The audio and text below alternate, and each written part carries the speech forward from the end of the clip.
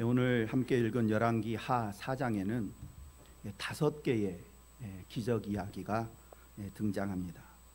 첫 번째 기적은 함께 읽은 많은 빚을 남긴 채 죽은 선지 생도의 가정에 기름이 가득 채워지는 기적이고, 두 번째 기적은 오랫동안 자녀가 없었던 수넴 여인의 가정에 아들이 태어난 기적이고, 세 번째 기적은 그렇게 태어난 수넴 여인의 아들이 몇 해 동안 잘 자라다가 갑자기 죽었을 때 다시 살아난 기적이며, 네 번째 기적은 독초가 들어간 국의 독을 해독하는 기적이고, 마지막 다섯 번째 기적은 보리떡 20개와 채소 한 묶음으로 100명의 사람을 먹인 기적입니다.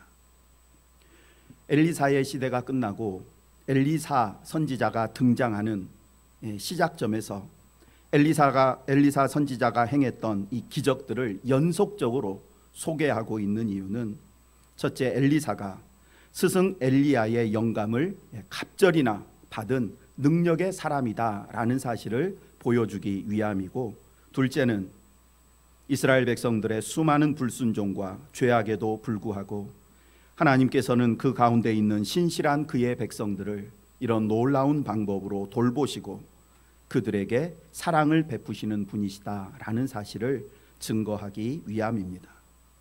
즉, 현재 우리가 처한 상황과 형편이 아무리 힘들고 어렵고 위험하다 해도 끝까지 하나님을 경외하며 하나님 안에 머물러 있으면 하나님으로부터 완전한 보호와 도움을 받게 된다라는 것입니다.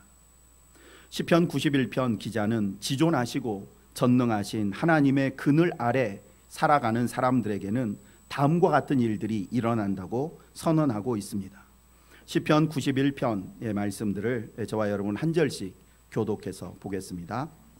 지존자의 은밀한 곳에 거주하며 전능자의 그늘 아래 사는 자여.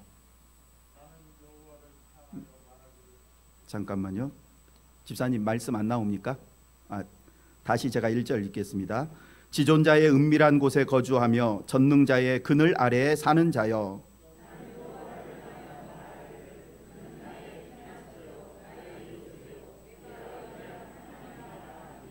이는 그가 너를 새 사냥꾼의 올무에서와 심한 전염병에서 건지실 것이미로다. 어두울 때 퍼지는 전염병과 밝을 때 닥쳐오는 재앙을 두려워하지 아니하리로다.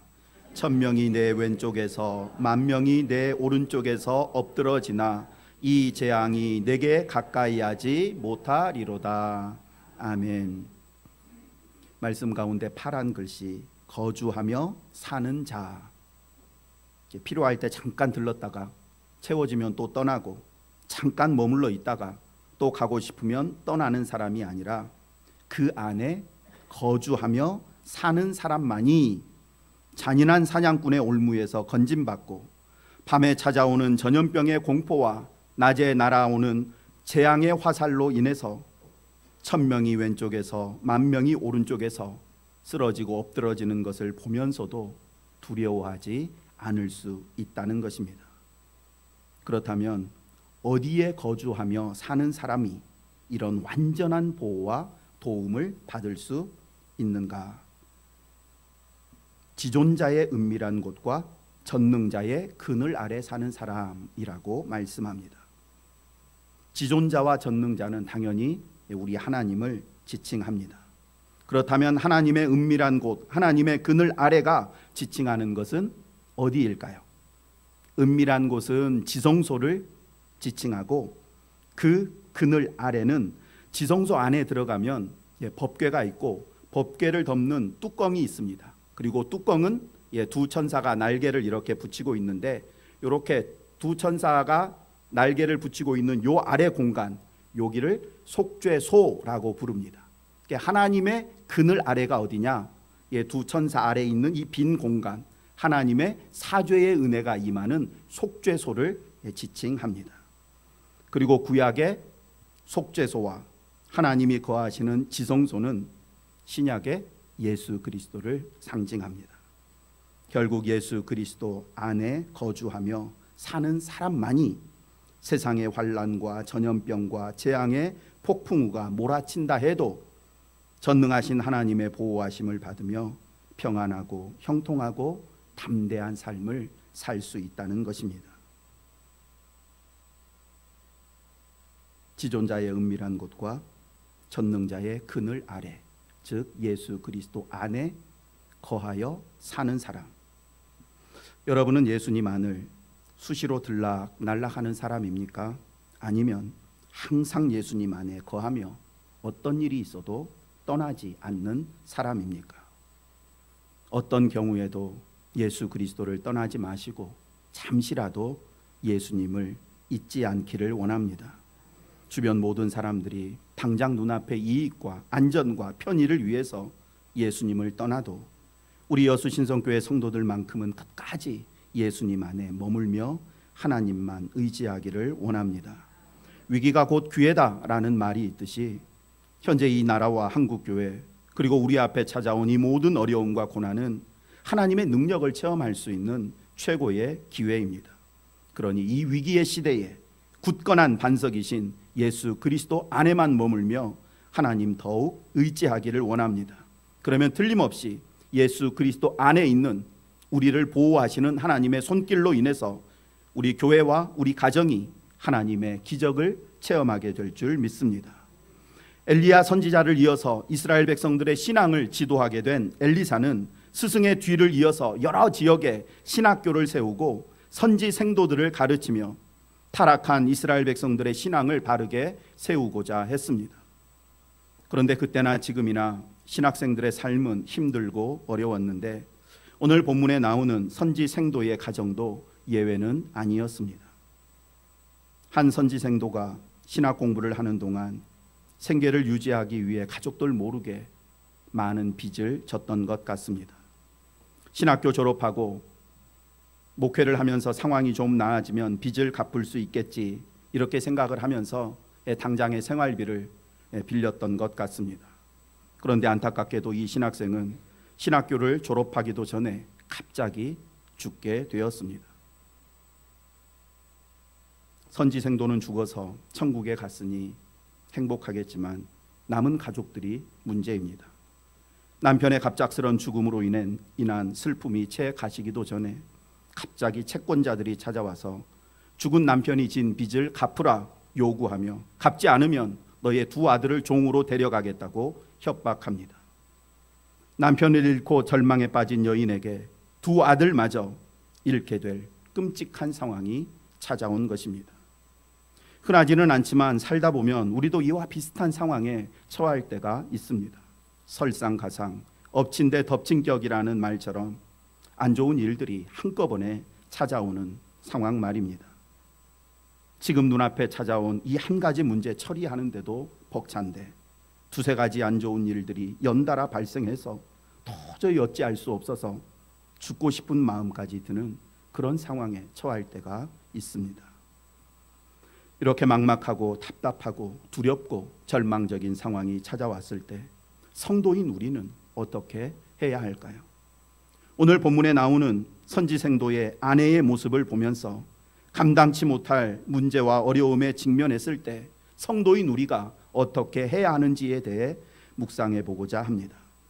오늘 말씀의 제목은 샘 솟는 기름병인데 이 기적은 신약의 오병이어의 기적을 연상시킵니다.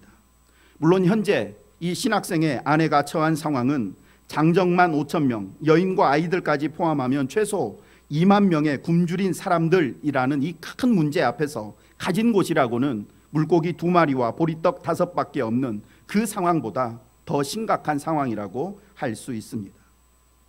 그런데 우리는 오병이어의 기적을 잘 알고 있고 그래서 그 보잘것없는 물고기 2마리와 보리떡 5개로 어떻게 그 많은 사람들을 먹이고도 남겼는지 그 비결을 알고 있습니다. 보잘것없는 우리가 태산처럼 크고 강력한 문제를 어떻게 해결할 수 있는가? 어떻게 계란처럼 연약한 우리가 바위를 깨부수는 기적을 경험할 수 있는가? 정답은 믿음으로 부르짖고 말씀하신 대로 순종하면 됩니다. 계란처럼 연약한 우리가 어떻게 바위를 깨부수는 그런 놀라운 기적을 경험할 수 있다고요? 믿음으로 부르짖고 말씀하신 대로 순종하면 됩니다. 이 두 가지가 오늘 제가 성도님들께 드리고자 하는 설교의 전부 내용입니다. 다시 한번 읽어보겠습니다. 시작. 믿음으로 부르짖고 말씀하신 대로 순종하면 됩니다. 이 영적인 원리는 성경에 기록된 거의 모든 기적에 적용됩니다. 이제 오늘 말씀을 좀 더 살펴보면서 이 기적을 일으키는 영적인 원리에 대해서 자세히 묵상해 보겠습니다. 온 나라에 가뭄이 들어서 몇 년째 흉년이 지속되고 있는 상황에서 한 가정의 가장이었던 신학생이 갑자기 죽게 되었습니다. 말씀드린 것처럼 그에게는 많은 빚까지 있었고 이 빚을 갚지 않으면 두 아들이 종으로 팔려가게 됩니다. 당장 빚을 갚지 않으면 두 아들을 종으로 삼겠다는 채권자의 이 잔인한 요구 앞에서 홀로 된 여인이 할 수 있는 것은 아무것도 없었습니다. 어쩌면 한 줄기 빛조차 보이지 않는 캄캄하고 막막한 현실 앞에서 두 아들이 종으로 끌려가는 것 보느니 차라리 두 아들과 함께 죽는 게 낫지 않을까, 이런 유혹까지 느꼈을지 모릅니다. 하지만 신학생의 아내였던 여인은 그 유혹을 뿌리치고 다음과 같은 행동을 했습니다. 1절 상반절 말씀입니다. 선지자의 제자들의 아내 중에 한 여인이 엘리사에게 부르짖어. 사면 초가에 빠진 선지 생도의 아내가 한 일이 무엇이라고요? 엘리사에게 부르짖어. 구약 시대에 선지자를 찾아가서 부르짖었다라는 말은 하나님을 찾아가 부르짖었다라는 말과 같은 의미입니다. 우리 역시 우리 삶 가운데 어려움이 찾아왔을 때 가장 먼저 하나님께 그 사정을 아뢰며 하나님께 간절히 부르짖어야 합니다. 왜냐하면 하나님께서 우리에게 이렇게 말씀하셨기 때문입니다. 환난 날에 나를 부르라. 내가 너를 건지리니 네가 나를 영화롭게 하리로다.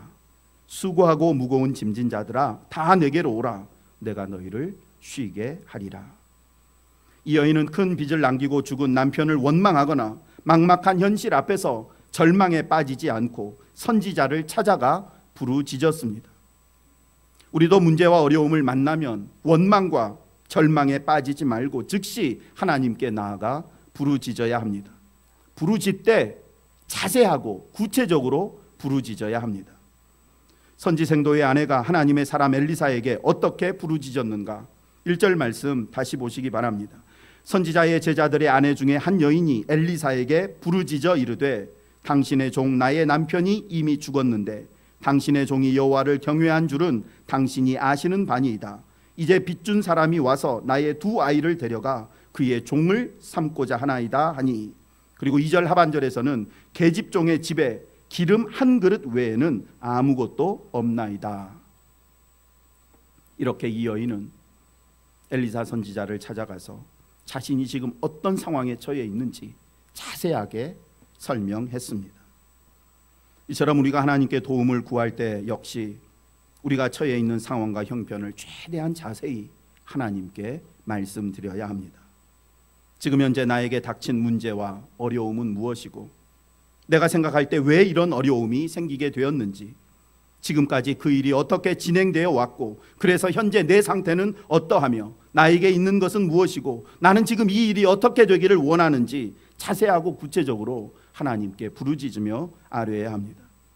왜냐하면 그렇게 자세하게 말씀드리는 과정에서 나 스스로가 답을 찾게 되는 경우가 많고 하나님이 응답하실 때 더욱 민감하고 구체적으로 그 응답을 받을 수 있으며, 또한 하나님께서 실제적인 문제 해결을 주셨을 때 하나님께서 해결해 주신 그 사건 앞에서 더 크고 풍성하고 진실한 감사를 드릴 수 있기 때문입니다.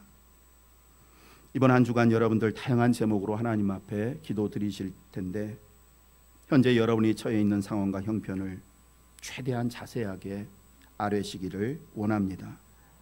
하나님이 모르실까 봐 정보 제공 차원에서 말씀드리라는 것이 아니라 지금 여러분이 어떤 상황에 처해 있는지 그 처음부터 과정, 그리고 지금 현재 이 과정 중에 하나님 앞에 계속 아뢰다 보면 내가 놓친 것은 무엇이고 잘못 처리한 것은 무엇이며 그리고 진짜 나에게 필요한 것은 무엇인지를 깨닫게 되는 은혜가 오기 때문입니다.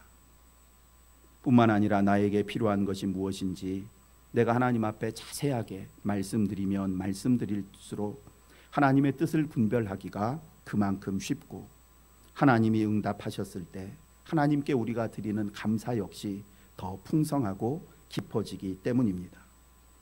그러니 현재 여러분들이 아파하고 힘들어하는 문제 하나하나에 대해서 그리고 여러분이 마음에 품고 기도하는 한 사람 한 사람에 대해서 아주 자세하고 구체적으로 하나님께 아뢰시기를 원합니다. 예를 들어 여러분들이 아들을 위해서 기도하신다면 그냥 아주 멀리부터 이 아들이 어떻게 내 가정에 태어나게 되었고 그동안 하나님 제가 이 아들을 어떻게 양육했고 지금까지 자라는 동안 그의 삶에 이런 일들이 있었습니다. 그런데 그 아들이 지금 이런 상황에 직면해 있고 제가 이 아들을 위해서 할 수 있는 것은 이거고 근데 도저히 이런 부분들은 할 수 없습니다. 하나님 앞에 자세하게 말씀드리시기를 원합니다. 그런 과정 속에서 하나님이 나에게 원하시는 것이 무엇인지를 정말 구체적으로 발견하게 됩니다. 이렇게 우리가 하나님께 우리의 사정과 형편을 자세하게 부르짖으면 하나님은 틀림없이 우리에게 무언가 말씀하십니다.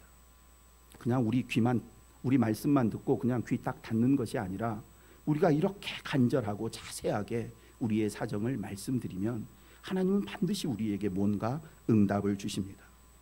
중요한 것은 하나님이 그렇게 무언가 말씀하셨을 때 그 말씀대로 어떻게 하는 거요? 순종하는 것이 중요합니다. 엘리사 선지자를 통해서 하나님께서 이 여인에게 하신 말씀이 무엇인가? 3절 4절 말씀을 함께 읽겠습니다. 이르되 너는 밖에 나가서 모든 이웃에게 그릇을 빌리라. 빈 그릇을 빌리되 조금 빌리지 말고 너는 내 두 아들과 함께 들어가서 차는 대로 옮겨 놓으라 하니라. 아멘. 우리는 이미 이 이야기의 결론을 알고 있기 때문에 빈 그릇을 빌려와서 빌려온 그 빈 그릇에 기름을 가득 채워라 라는 이런 말을 그냥 쉽게 받아들이지만 우리가 만약 지금 이 여인이 처해 있는 그 당사자라고 하면 엘리사 선지자가 이런 명령을 했을 때 우리는 틀림없이 이렇게 되물었을지 모릅니다. 엘리사 선지자님, 저희 집에 있는 기름은 요 그릇 한 그릇에 담긴 기름이 다고 요 그릇 또한 아주 조그만 그릇입니다. 이 기름을 작은 조그만 그릇에 옮겨 담는다고 해도 뭐 한 두세 그릇에 옮겨 담으면 그것으로 끝이 나게 되는데 빈 그릇을 많이 빌려와야 그게 무슨 소용이 있겠습니까? 왜 우리한테 많은 그릇을 빌려오라고 하는지 좀 납득할 수 있게 설명을 좀 해주십시오. 그러면 우리가 순종해서 그릇을 빌려오겠습니다. 이렇게 묻고 이런 설명을 들은 다음에 그릇을 빌리러 나가고자 했다면 샘 솟는 기름병의 기적은 경험하지 못했을 것입니다. 하나님은 우리에게 무언가를 명령하실 때 우리에게 그 이유를 자세히 설명해서 납득시키신 후에 그대로 하라라고 말씀하시는 경우가 거의 없습니다. 왜냐하면 하나님의 명령은 우리가 행하는 그 일 자체에 초점이 있는 것이 아니라 그 일을 행하는 우리에게 초점이 있기 때문입니다. 무슨 말씀인가 하면 세상의 모든 명령, 요구, 부탁은 우리가 부탁하고 요구하고 명령하는 그 일 자체에 초점이 있습니다. 우리가 누군가에게 무언가를 부탁했다 그러면 부탁한 그 일이 되느냐 안 되느냐가 우리에게는 중요합니다. 그래서 우리가 부탁한 일, 우리가 명령한 그 일 자체 반드시 되게 하기 위해서 일단 그 사람에게 자세히 설명하거나 그 사람을 설득시키려고 하고 안 되면 강제력을 발휘해서라도 그 사람이 꼭 그 일을 하게 만듭니다. 그러나 하나님의 명령은 그 일 자체에 초점이 있는 것이 아니라 그 일을 하는 우리에게 초점이 있습니다. 즉 그 일을 통해서 하나님은 우리의 믿음이 강해지기를 원하고 천국의 소망이 더욱 선명해지기를 원하며 우리의 사랑이 더욱 깊어지기를 원하시는 것입니다. 때로 부모님들도 이와 비슷한 마음과 목적을 가지고 자녀들에게 심부름을 시킬 때가 있습니다. 부모님이 자녀에게 어떤 일을 심부름을 시키는 것은 그 일 자체를 그 아이를 통해서 이루고 싶은 마음이 아니라 부모님이 그 심부름을 시켰을 때 이 아이가 어떤 자세로 그 심부름을 행하는지, 그 말씀을, 부모님의 말씀을 어떻게 받아들이는지, 그것을 알아보기 위해서 말입니다. 그 일이 되고 안 되고가 중요한 것이 아니고 그 일을 대하는 자녀의 태도를 부모님은 보고 싶은 것입니다. 하나님이 우리에게 빈 그릇을 많이 가져오라 말씀하실 때 왜요? 뭐에 쓰시려고요? 아마 집에 이미 충분한 그릇들이 있는데 왜 또 빌려 오라고 하시는데요? 이렇게 물으면 하나님은 네가 내 말에 예라고 즉시 순종하는지 아니면 지금처럼 이렇게 토를 달고 묻고 따지는지 알아보려고 그런다, 이렇게 말씀하실지 모릅니다. 마치 부모님이 엄마 아빠가 말하면 그냥 예 하고 좀 순종하면 안 되겠냐, 이렇게 말씀하는 것과 같습니다. 예수님께서 베드로에게 깊은 데로 가서 그물을 내려라 말씀하셨을 때 베드로는 자신의 업으로서의 풍부한 지식과 밤새도록 수고한 경험을 내세우며 예수님, 지금은 깊은 곳에 고기가 없는 시기고 제가 어제 밤부터 오늘 새벽까지 4군데 그물을 다 내려보았지만 고기 한 마리 잡지 못했습니다. 이렇게 자신의 경험과 지식을 주장할 수도 있었지만 베드로는 그렇게 하지 않았습니다. 누가복음 5장 5절과 6절 말씀 함께 읽겠습니다. 함께 읽습니다. 시몬이 대답하여 이르되 선생님, 우리들이 밤이 새도록 수고하였으되 잡은 것이 없지만은 말씀에 의지하여 내가 그물을 내리리이다 하고 그렇게 하니 고기를 잡은 것이 심히 많아 그물이 찢어지는지라. 아멘. 우리의 삶에 하나님의 역사와 기적이 나타나지 않는 가장 큰 이유는 하나님이 우리에게 무언가 말씀하실 때 그 말씀을 우리의 생각과 이성과 경험과 감정으로 판단하기 때문입니다. 하나님의 말씀에 우리의 경험과 판단이 들어가면 우리는 하나님의 말씀에 온전히 순종할 수 없게 되고 우리의 삶에 하나님의 역사는 나타나지 않습니다. 늘 말씀드리지만 하나님의 능력과 사랑은 어제나 오늘이나 영원토록 변함이 없습니다. 사람은 시간이 흐르면, 그래서 늙으면 힘이 약해지고 판단력이 흐려지고 사랑도 변하지만 하나님의 사랑과 능력은 어제나 오늘이나 영원토록 변함이 없습니다. 하나님의 능력이 예전만 못하셔서 오늘 우리의 삶에 능력이 나타나지 않는 것이 아니고 우리의 믿음이 선지생도의 아내나 가나 혼인잔치의 하인들 그리고 깊은 곳에 그물을 내린 베드로보다 못하여서 말씀대로 순종하지 않기 때문에 변화와 기적이 나타나지 않는 것입니다. 한 늙은 뱃사공이 작은 배에 노를 저으며 승객들을 실어 나르고 있었습니다. 어느 날 한 손님이 한쪽 노에는 믿음 그리고 다른 쪽 노에는 행함이라고 새겨진 그 노를 보면서 도대체 왜 여기에다가 행함과 믿음이라고 노에다가 적어놨습니까? 의미를 물었습니다. 이때 뱃사공은 아무 말도 하지 않고 믿음이라고 하는 한쪽에 있는 노만 열심히 저었습니다. 그러자 배는 원을 그리며 제자리만 빙글빙글 돌았습니다. 그리고 이번에는 반대편에 있는 행함이라고 쓰여진 노를 열심히 저었습니다. 역시 배는 앞으로 나아가지 못하고 제자리만 빙글빙글 돌았습니다. 그리고 나서 이번에는 두 개의 노를 함께 힘껏 젓자 배는 물살을 가르며 앞으로 나아갔습니다. 이 이야기가 어떤 교훈을 주는지 말씀드리지 않아도 아실 줄 압니다. 하나님에 대한 믿음 없이 우리의 열심으로만 행하는 일은 우리의 신앙을 앞으로 나아가지 못하게 하고 반대로 하나님의 말씀을 믿는다 입술로는 늘 이야기하면서도 순종하지 않으면 역시 우리의 신앙은 앞으로 나아가지 않습니다. 하나님의 말씀이 이해되지 않고 내 마음에 들지 않고 때로 이 말씀대로 했다가는 큰일 날 것 같은 두려움이 있어도 명령 자체가 아니라 이 말씀을 하시는 하나님을 믿고 내 안에 생겨나는 모든 의심과 불안함을 뿌리치고 말씀대로 순종할 때 우리의 신앙은 전진하고 변화하고 성장하게 되는 것입니다. 오늘 말씀에 등장하는 신학생의 아내는 절망적인 상황에서 하나님의 사람을 찾아가 자신의 상황을 자세히 아뢰며 하나님의 도우심을 간절히 구했습니다. 하나님은 엘리사 선지자를 통해 해결 방법을 말씀해 주셨습니다. 하나님의 응답이 그 말씀 자체만 보면 비상식적이고 비과학적이고 비이성적이었지만 이 여인은 말씀대로 순종했고 그 결과 기름 한 그릇이 빌려온 모든 그릇을 가득 채우는 기적을 경험하게 되었습니다.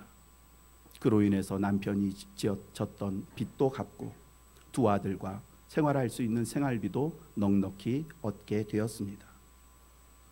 샘 솟는 기름병의 역사는 믿음으로 구하는 간절한 기도와 말씀에 대한 온전한 순종을 통해 이루어집니다. 성경에는 이러한 원리가 적용되는 기적의 사건들이 얼마나 많이 기록되어 있는지 모릅니다. 뒤에서는 애국 군대가 쫓아오고 앞에서는 홍해가 가로막고 있는 징태양난 절체절명의 위기 가운데에서 모세는 하나님 앞에 간절히 부르짖었습니다. 하나님은 그에게 지팡이를 들어 홍해를 가리키라 명령하셨고 말씀대로 순종했을 때 홍해가 갈라지는 기적이 나타났습니다.